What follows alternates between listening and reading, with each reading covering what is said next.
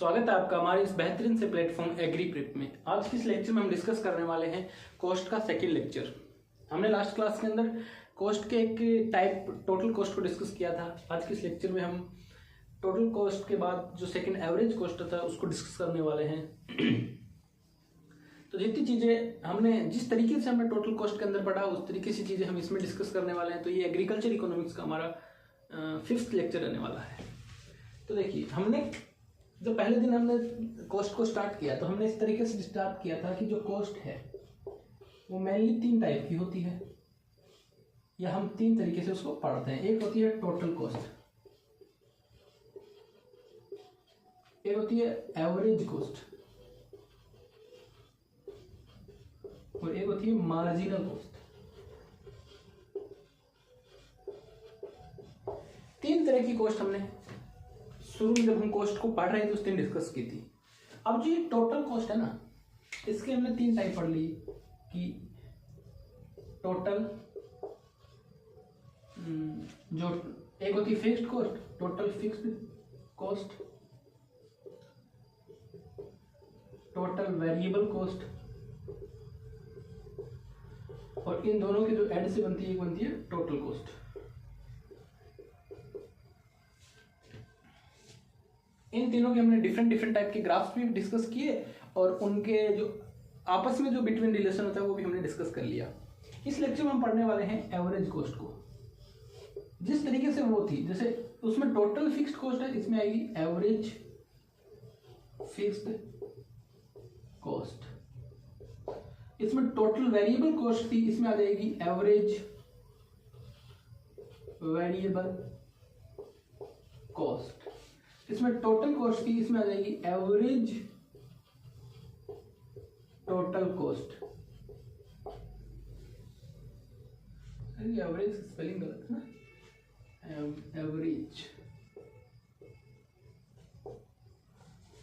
Average total cost या इसको average cost भी बोल देते हैं। एवरेज कॉस्ट भी बोल देते हैं, एसी भी बोल देते हैं और एटीसी भी बोल देते हैं। इसको एवीसी बोल देंगे और इसको एएफसी बोल देंगे। जो मार्जिनल कॉस्ट है वो हम डिस्कस करेंगे नेक्स्ट लेक्चर में। नेक्स्ट लेक्चर में हम मार्जिनल कॉस्ट को डिस्कस कर लेंगे। तो आज का जो लेक्चर हमारा बेसिकली रहने वाला है वो आपको एक आइडिया हो गया होगा कि आज का जो लेक्चर रहेगा वो हम पढ़ेंगे एवरेज कॉस्ट, जिसके अंदर डिफरेंट एवरेज कॉस्ट क्या होता है। अब सबसे पहले एवरेज कॉस्ट पढ़ने से पहले हमें एवरेज कॉस्ट के बारे में कुछ आइडिया होना चाहिए कि व्हाट इज एवरेज कॉस्ट। तो हमने टोटल कॉस्ट में हमने जितना भी कॉस्ट लगी पूरे प्रोडक्शन करने में हमने उसको पढ़ा। एवरेज कॉस्ट में आज हम डिस्कस करेंगे पर यूनिट कॉस्ट को। साहब ये पर यूनिट कॉस्ट क्या बला है? तो पर यूनिट कॉस्ट मतलब कि जैसे आपने वही टी का स्टार्ट कर रखा है, तो जो 1 कप टी बनाने में कितना खर्चा आया, 1 टी कप बनाने में कितनी कॉस्ट आई केवल 1 टी कप बनाने में, वो हम डिस्कस करेंगे आज के इस लेक्चर में। और वही एवरेज कॉस्ट है।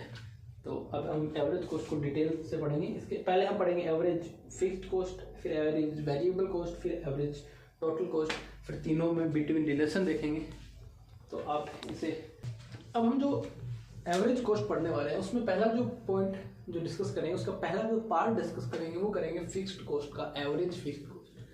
अब हमने लास्ट क्लास में डिस्कस किया था कि एवरेज फिक्स्ड कॉस्ट क्या होती है, जो हमें जो कि आउटपुट से कोई लेना देना नहीं रखती, जो हमें फिक्स देनी है। जैसे रेंट शॉप का, या हमने जो स्टाफ रखा है उसको मंथली बेस पे सैलरी देनी होती है, वो फिक्स देनी होती है कि हमें आउटपुट कितना ही मिले। फिक्स्ड कॉस्ट आउटपुट से कोई रिलेशन नहीं रखती। उसी प्रकार से एवरेज फिक्स्ड कॉस्ट क्या है, जो पिछले हमने टोटल कॉस्ट में पढ़ी जो फिक्स्ड कॉस्ट, वो सारे ओवरऑल प्रोडक्शन पे पढ़ी।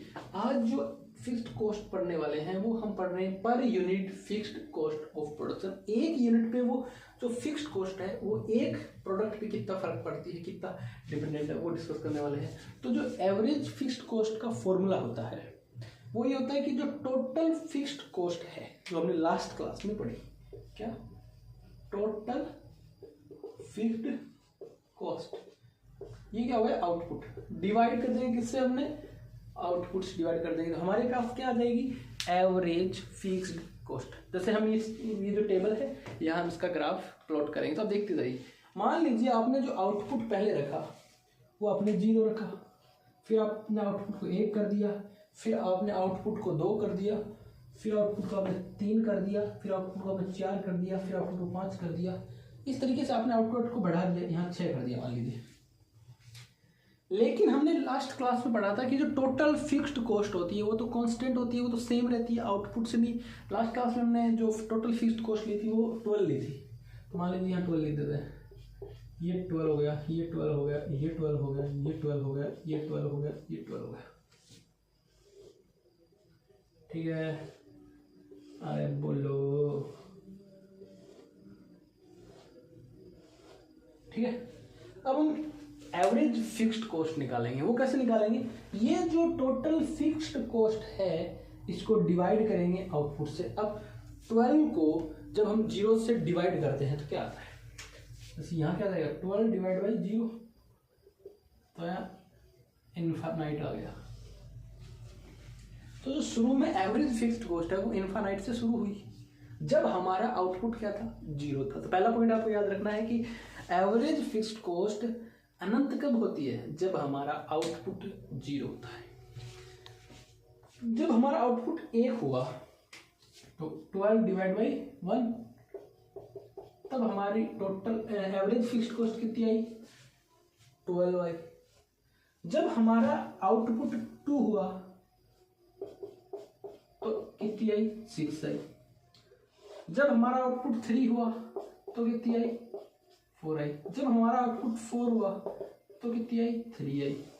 जब हमारा आउटपुट 12 डिवाइड बाई 5, जब हमारा आउटपुट 5 हुआ तब कितनी आई? ये आती है 2.40 के समथिंग। तो जिस तरीके से हमने पढ़ा, और जब हमारा आउटपुट 12 डिवाइड बाई 6 हुआ तो 2 आया। तो आप देख रहे हैं कि जो एवरेज फिक्स्ड कॉस्ट है उसका जो जैसे जैसे हम आउटपुट को बढ़ा रहे हैं वैसे वैसे एवरेज फिक्स्ड कॉस्ट क्या हो रही है? कम हो रही है। तो अब अगर हम ग्राफ प्लॉट करें तो ग्राफ आप इस टेबल से देख सकते हो। ग्राफ किसके बीच प्लॉट होगा? अरे बताओ, ग्राफ किसके बीच में? एवरेज फिक्स्ड कॉस्ट और आउटपुट के बीच में ही तो मैं ग्राफ प्लॉट करूंगा। तो यहाँ क्या आएगा? लास्ट क्लास में डिस्कस किया था कि जो एक्स एक्सिस होता है वहां आउटपुट आता है, और जो वाई एक्सिस होता है वहां क्या आता है? जिसके साथ हम रिलेशन पता करना चाहते हैं, जिसके साथ हम ग्राफ बनाना चाहते हैं। तो एवरेज फिक्स्ड कॉस्ट के साथ हम क्या है? ग्राफ बनाना चाह रहे हैं। तो अब ध्यान से देखिए, जैसे मान लो मैंने यहाँ लिख दिया 2, 4, 6, 8, 12, सो इधर लिख दिया 1, 2, 3, 4, 5, 6। इस तरीके से हमने इनको लिख दिया है। अब मान लीजिए, मानना क्या है, जब आउटपुट 0 था तो ये इन्फिनाइट था, 0 तो नहीं था। तो मान लीजिए यहाँ कोई था, यहाँ से शुरू हुआ, ठीक है। जब हमारा आउटपुट 1 था तो हमारा जो एवरेज फिक्स्ड कॉस्ट है वो 12 था। 1 पे कहाँ था? 12 था। जब हमारा आउटपुट 2 था तो 6 था, तो ये रहा 2।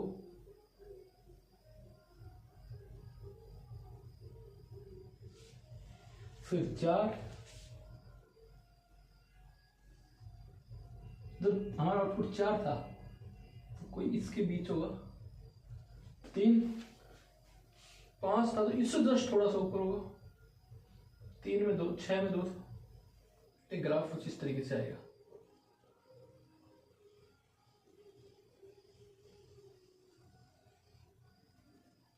समझ रहे हो? इस तरीके से कुछ ग्राफ आएगा। जैसे जैसे जैसे जैसे आउटपुट बढ़ रहा है वैसे वैसे किसके पैरेलल होता जा रहा है? एक्स एक्सिस के पैरेलल होता जा रहा है।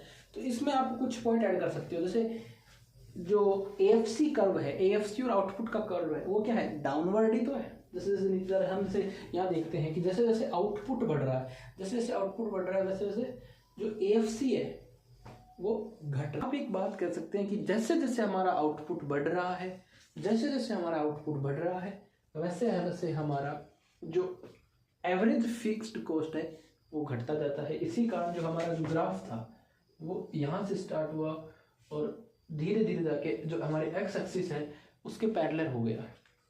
क्यों हुआ? क्योंकि जो आउटपुट है वो जैसे जैसे बढ़ा वैसे वैसे एएफसी जो कॉस्ट है वो घट गई।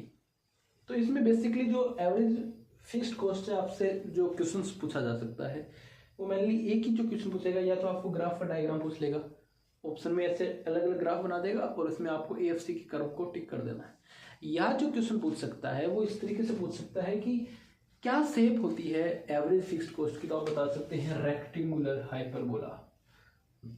तीसरी चीज ये पूछ सकता है, स्टेटमेंट दे देगा कि क्या आउटपुट बढ़ने से एएफसी बढ़ता है, आउटपुट बढ़ने से एएफसी कांस्टेंट रहता है, आउटपुट बढ़ने से एएफसी घटता है। तो आप बता दोगे कि जैसे जैसे आउटपुट बढ़ाएंगे वैसे वैसे हमारा एवरेज फिक्स्ड कॉस्ट घटता जाएगा। अब हम जो नेक्स्ट डिस्कस करेंगे वो डिस्कस करेंगे एवरेज। तो ये फिक्स्ड कॉस्ट था, अब वेरिएबल कॉस्ट पढ़ेंगे, एवरेज वेरिएबल कॉस्ट। तो देखिए अब हम डिस्कस करने जा रहे हैं एवरेज वेरिएबल कॉस्ट। जिस तरीके से हमने एवरेज फिक्स्ड कॉस्ट को पढ़ा उसी तरीके से एवरेज फिक्स्ड कॉस्ट में कहा था कि पर यूनिट फिक्स्ड कॉस्ट, तो इसमें क्या बोलेंगे, पर यूनिट वेरिएबल कॉस्ट। और जिस तरीके से हमने एवरेज फिक्स्ड कॉस्ट को निकाला कि टोटल फिक्स्ड कॉस्ट का डिवाइड कर दिया आउटपुट से, उसी तरह हम निकालेंगे टोटल वेरिएबल कॉस्ट को डिवाइड कर देंगे आउटपुट से। अब मान लीजिए हम एक इधर जिस तरीके से हमने आउटपुट लिया, किस तरीके से 0 लिया, 1 लिया, 2 3 4 5, ये हमने 1 से लेके 5 तक आउटपुट ले लिया। अब हम वेरिएबल कॉस्ट जिस तरीके से हमने टोटल वेरिएबल कॉस्ट पीछे की जो क्लास में ली थी उस तरीके से ले लेंगे, जैसे 0 6। ये जो डेटा है वो पिछली क्लास में भी हमने सेम लिया था, पहले 0 लिया था, फिर 6 लिया था, फिर 10 लिया था, इस तरीके से हमने डेटा को लिया था, फिर 15 लिया था, फिर 24 लिया था, फिर 35 लिया था। इस तरीके से हमने टोटल वेरिएबल कॉस्ट का डाटा निकाल लिया। अब हमें क्या निकालनी है, average variable cost. Average variable cost कैसे निकलेगी, टोटल वेरिएबल कॉस्ट को डिवाइड कर देंगे किससे, आउटपुट से। तो आइए डिवाइड करते हैं, 0 को 0 से डिवाइड करेंगे तो अजी कुछ नहीं आना, मेरी बात समझ रहे हो, कुछ नहीं आना। जब मैं 6 को डिवाइड करेंगे 1 से तो क्या आएगा, 6 divide by 6, 10 divide by 2 5, 15 divide by 3 3, 24 divide by 4 6, 35 divide by 5 7। एक चीज आपने देखी इसमें, क्या एक चीज क्या नहीं देखी आपने देखा कि पहले तो मान लीजिए इसको 0 मानते हैं, 0 तो नहीं है बट ये इनफिनाइट मान सकते हो आप। पहले वेरिएबल कॉस्ट इनफिनाइट थी, फिर 6 हुई, फिर 5 हुई, फिर 3 हुई, फिर 6 हुई, फिर 7 हुई। मतलब क्या समझे कि पहले वेरिएबल कॉस्ट का ग्राफ नीचे आएगा, ऊपर से नीचे आएगा और फिर ऊपर बढ़ेगा। ये तो बता रहा है, हम ग्राफ इसके हिसाब से तो बनाते हैं। तो ये कह रहा है कि पहले वेरिएबल कॉस्ट क्या थी, ज्यादा थी, फिर नीचे आई, फिर बढ़ना चालू हो गई। तो मैं इस तरीके से नहीं बता, मान लो जैसे यहाँ थी, फिर कम हो गई, फिर बढ़ गई। इस तरीके से ग्राफ भी बनेगा। तो अब जैसे ग्राफ प्लॉट करते हैं, यहाँ आउटपुट आ जाएगा, तो यहाँ एवरेज वेरिएबल कॉस्ट आ जाएगी, और जैसे क्या है 1 2 3 4 और ये 5। इस तरीके से हमने क्या लिख दिए, ये आउटपुट रख दिए। अब इधर हम क्या रख देंगे, एवरेज वेरिएबल कॉस्ट 3 6 9 12 15। इस तरीके से हमने क्या रख दी, एवरेज वेरिएबल कॉस्ट की कर दी। अब देखिए, जब ये 0 था, जब आउटपुट 0 था, तो क्या हमारा टोटल वेरिएबल कॉस्ट 0 थी? नहीं थी। मान लीजिए कि यहाँ थी। इस तरीके से आप मान सकते हो कि इसको अनंत पर भी मान सकते हो, एवरेज वेरिएबल कॉस्ट को। या आप मान लो कहीं भी एक डेटा मान लो, ये यहाँ थी, ये तो इस पे तो मतलब क्या ही ग्राफ बनाएंगे, 0 का 0 तो कुछ होता ही नहीं है। 6 पे यहाँ से ग्राफ बनना स्टार्ट होगा, तो जो हमारा आउटपुट 1 था तो 6 1 6 5, थोड़ा सा इससे नीचे 3 3 4 पे फिर 6 चला गया, फिर 5 पे फिर 7 चला गया,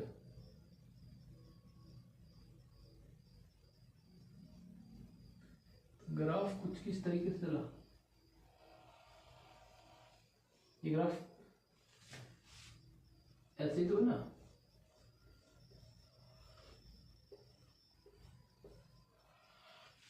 देख रहे हो आप, ये ग्राफ कुछ इस तरीके से तो बना। तो इस ग्राफ को आप क्या बोल सकते हो, यू शेप ग्राफ। क्या बोल सकते हो, यू शेप ग्राफ। ये जो ग्राफ हमने इससे प्लॉट किया कि पहले इंक्रीजेस था, फिर डिक्रीजेस हुआ, फिर वापस बढ़ गया, तो इसको आप क्या कर सकते हो, जो एवरेज वेरिएबल कॉस्ट है वो initially fall with increases of output, then constant, and in the last with increase output then average variable cost also increases. तो इस तरीके से आप बोल सकते हो कि जो एवरेज वेरिएबल कॉस्ट है वो initially falls with increases in output.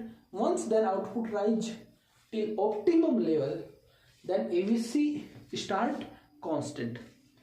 जो आउटपुट है वो एक अपने ऑप्टिमम लेवल पे चला गया।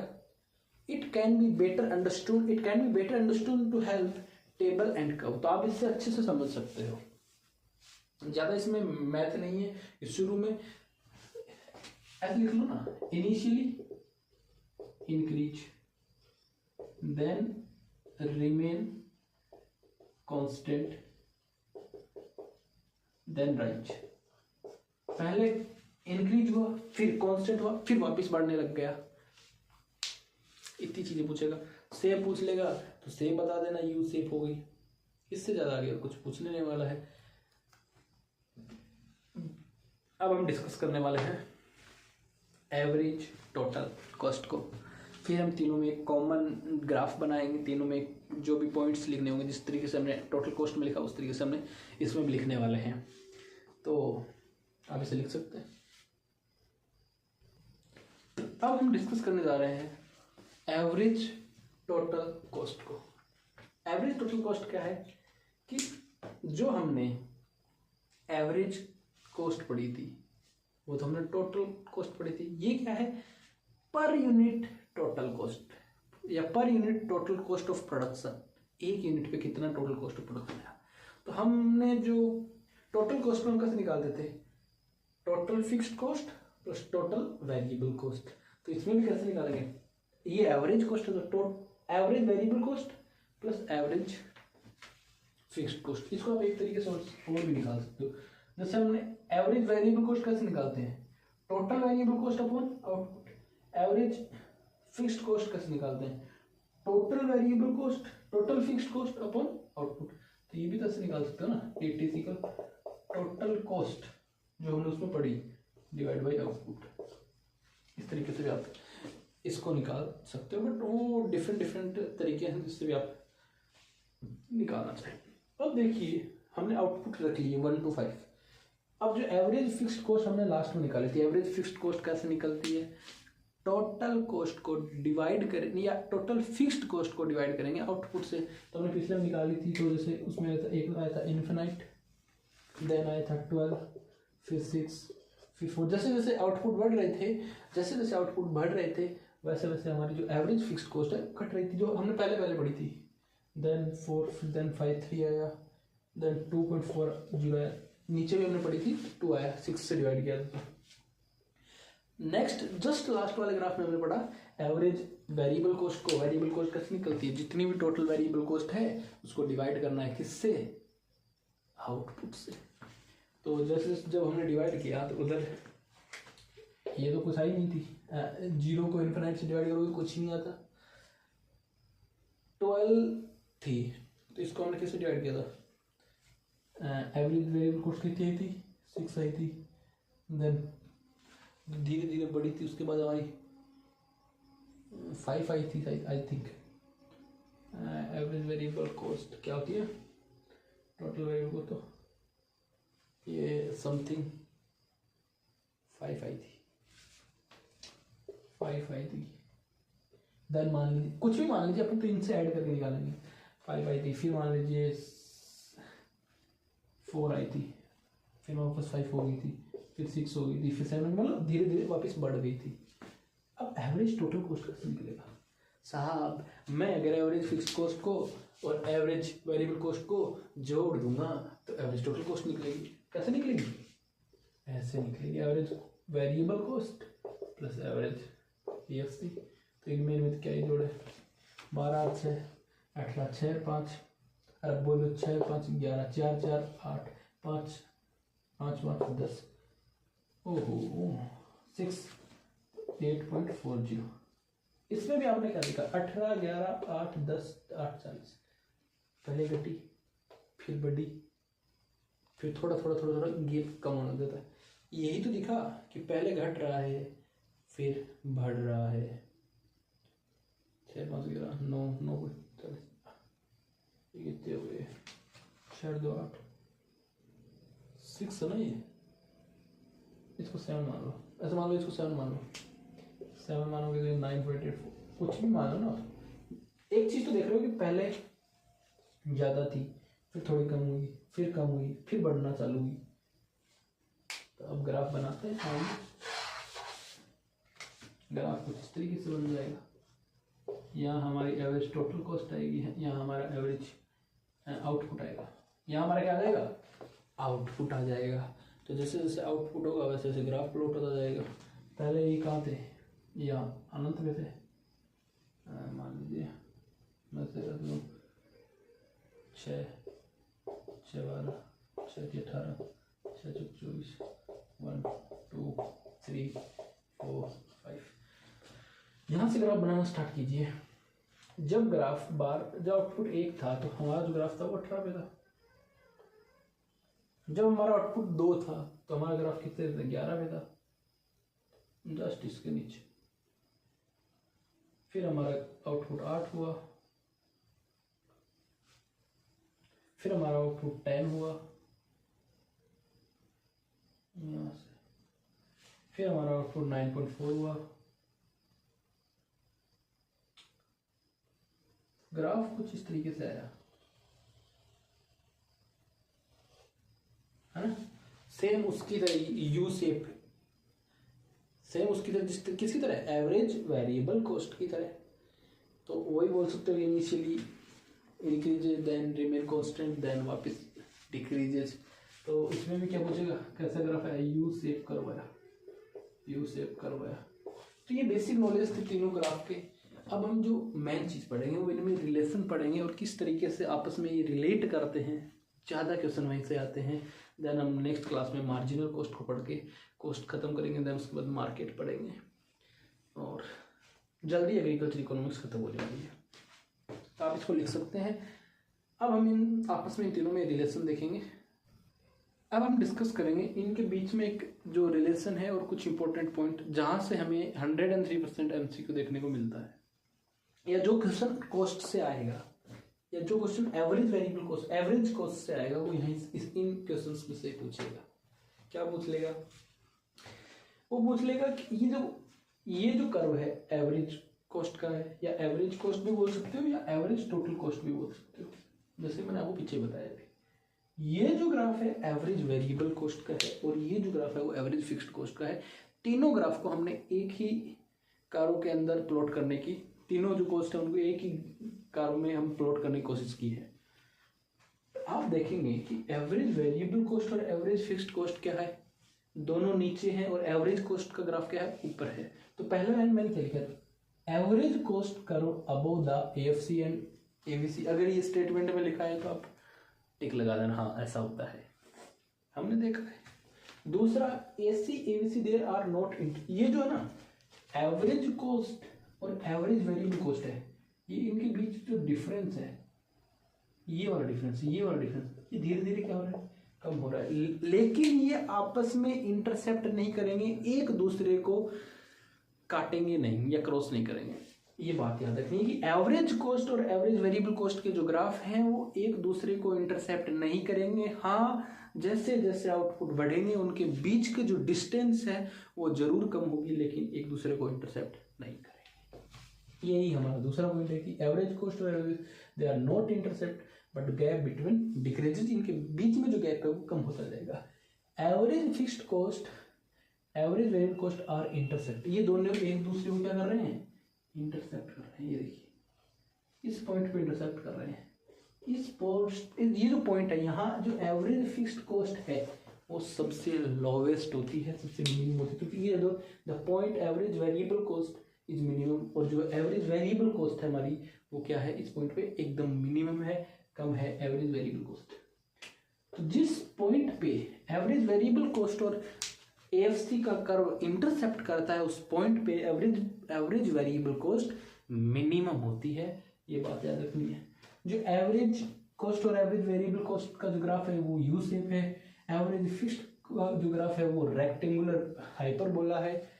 आपसे पूछ ले एवरेज फिक्स्ड कॉस्ट का फॉर्मूला क्या है, तो total fixed cost divide by output. आपको पूछ ले एवरेज फिक्स्ड कॉस्ट का फॉर्मूला, तो टोटल फिक्स्ड कॉस्ट, आपको पूछ ले एवरेज वेरिएबल कॉस्ट का फॉर्मूला, तो total variable cost divide by output. आपसे पूछ ले एवरेज टोटल कॉस्ट, तो याद ऐसे करना कि जो टोटल कॉस्ट है उसको डिवाइड कर देना आउटपुट से, या ऐसे करना एबीसी एएफसी को जोड़ देना। इससे बाहर आपको एवरेज कॉस्ट से क्वेश्चन नहीं पूछेंगे। इस बोर्ड पे जितनी चीज़ें लिखी हैं, जितने ग्राफ डायरेक्ट पूछ लेगा, इसको एक्स दे देगा, इसको वाई दे देगा, इसको जेड दे देगा, ये किसका ग्राफ है, तो ऊपर ही ऊपर का जो ग्राफ है वो किसका होगा, एवरेज कॉस्ट का होगा। उसके बाद किसका होगा, एवरेज वेरिएबल कॉस्ट का होगा। उसके बाद क्या होगा, एएफसी का। एएफसी का क्या होता है, रेक्टेंगुलर हाइपरबोला।